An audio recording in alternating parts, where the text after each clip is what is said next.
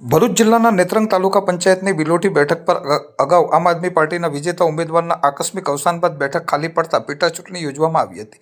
આ ચૂંટણીમાં ભાજપના કાંતિલાલ વસાવા, આમ આદમી પાર્ટીના પ્રવીણ વસાવા અને કોંગ્રેસના રણજીત વસાવા વચ્ચે સીધી ટક્કર જોવા મળી હતી। કુલ 5154 મતદારોએ પોતાના મતાધિકારનો ઉપયોગ કરી ત્રણેય ઉમેદવારોનું રાજકીય ભાવિ ઈવીએમમાં સીલ કર્યું છે। મતદાન દરમિયાન કોઈ અનિચ્છનીય બનાવ ન બને તે માટે તમામ મતદાન મથકો પર ચુસ્ત પોલીસ બંદોબસ્ત ગોઠવવામાં આવ્યો હતો। ઉલ્લેખનીય છે કે એપ્રિલમાં યોજાયેલી તાલુકા પંચાયતની ચૂંટણીમાં કુલ 16 બેઠકમાંથી આમ આદમી પાર્ટીએ 8, ભાજપે 7 અને કોંગ્રેસે 1 બેઠક જીતી હતી। ત્યારબાદ આપના એક સભ્યના આકસ્મિક અવસાન બાદ ભાજપે કોંગ્રેસના સમર્થન સાથે તાલુકા પંચાયતની સત્તા હસ્તગત કરી હતી।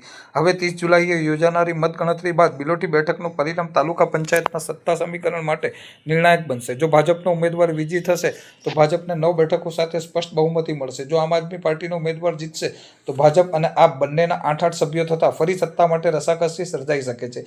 જ્યારે કોંગ્રેસના ઉમેદવારની જીતની સ્થિતિમાં તાલુકા પંચાયતમાં નવા રાજકીય સમીકરણો અને જોડતોડની રાજનીતિ જોવા મળી શકે છે।